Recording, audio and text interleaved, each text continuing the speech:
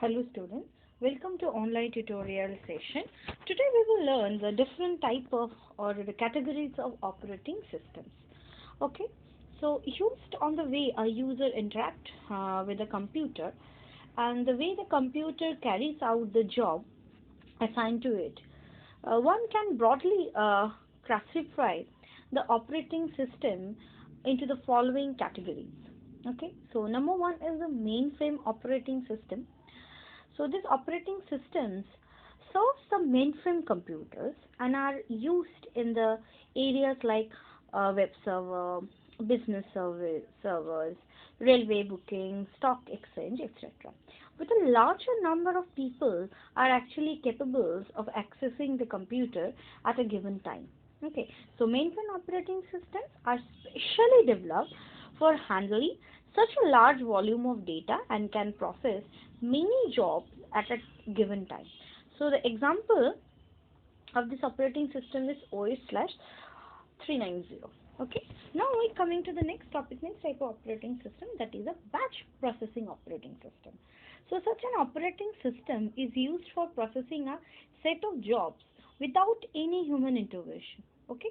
So the jobs submitted by the user are collected by the computer in a batch and are put in an input queue. Okay, the computer then processes each job one after other in the first come first service basis. Okay, so without any interaction from the humans. Okay, so for a batch of job to separate one job from another job, special language called the job control language, that is JCL, were introduced. Okay, the job control statement are used by the operating system to identify new jobs and determine the resources needed by the job during the execution. So usually every program or the data set were precise and followed by the such job control statement. Okay. Now, now next is the multi-tasking operating systems. So under the multitasking operating system, there are many categories are there. Okay. So first we have to understand what is multitasking or multi-programming operating systems. Okay. So the multi-programming means the interleaved execution of two or more different independent jobs or programs by the same computer. So such type of operating systems allow more than one program to be stored in the primary memory simultaneously and run them. So in that case, the operating system decide the order in which the program process needed to be executed. So various type of multi-programming operating systems are available. So number one is the multitasking operating system. So a multitasking operating system can handle multiple tasks together. Okay, so when multiple programs are running in a computer, each is broken down into the number of small processes. Okay, so when one process of a particular program has finished the utilizing which needs execution and CPU, sorry, utilizing the CPU, and it is ready for the input output operation, then the CPU is allocated to the process of another program which is need to be executed. Okay, the CPU switches from one process to another very fast so that the user cannot notice this change. This is not at all noticeable. So it gives the impression to the user that simultaneous operation of the all programs are going on. So the example of the multitask operating system pretty common, Windows, Unix and Linux. Okay. Now we are coming to the next topic, that is a multi-user operating system. So such an operating system allows multiple users to access a computer through more than one terminal. Okay. So the railway booking system use such an approach where the number of users can access the main server computer from the various terminals spread across the wide area network. Okay, so such kind of a OS also includes Unix, Linux, Windows 2000, etc. Now we are coming to the topic, that is multi-processing operating system. So a CPU may have a multiple independent processor, okay, that work in a parallel. Such computer systems are required for advanced scientific research, okay, and the commercial applications that require the high processing powers. So an operating system that supports Such a hardware configuration is also called a multi-processing operating system. Example also Unix, Linux and Windows.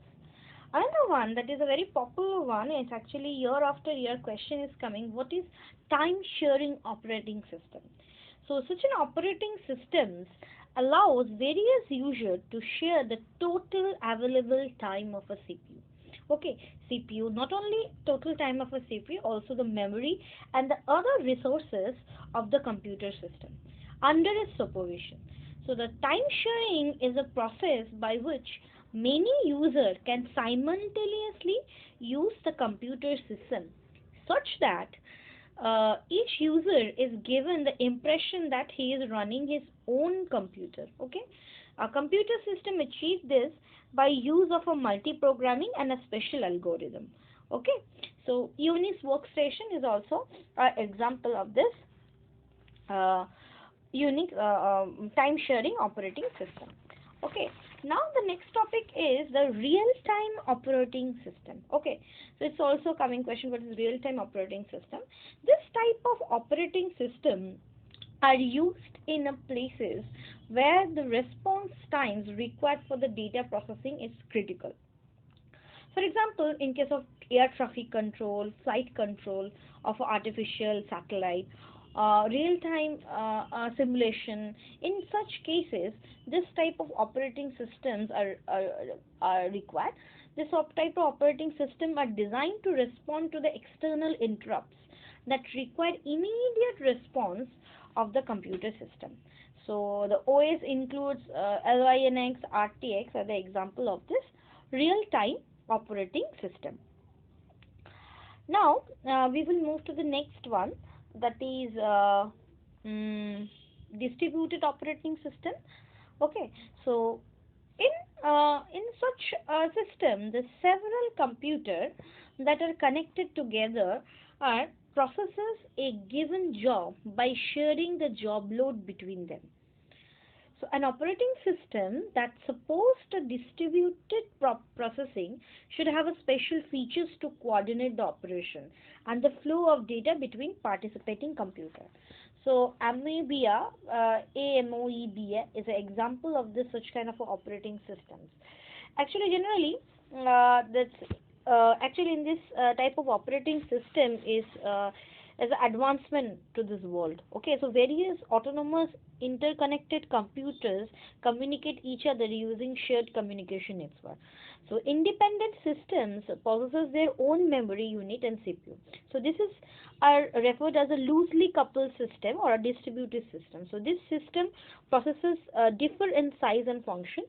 The major benefit of this working with this type of operating system is that it's always possible that one user can access the files or software which is not actually present on his or her system but on some other system connected within this network. That is, the remote access is enabled within the device connected in this network. So these are the great advantages for us.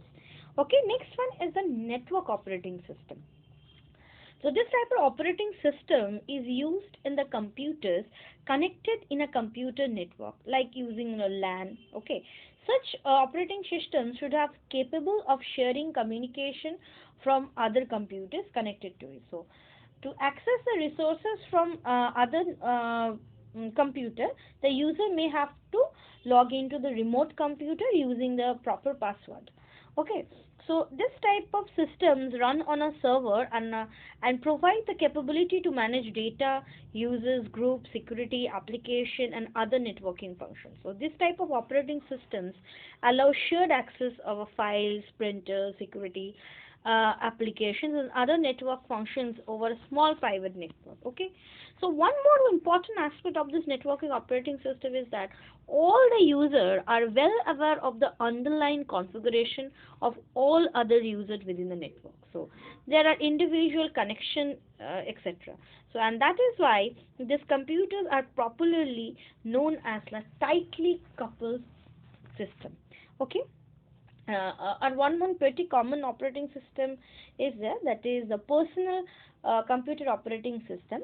So this type of operating systems are used in PCs and are usually meant for the home use. Okay, So such an OS does not leave the full features of a normal operating system and have the features more suited for the home use. So example is Windows 2007 Home Edition. I hope that categorization of the operating system or types of operating system is clear to you.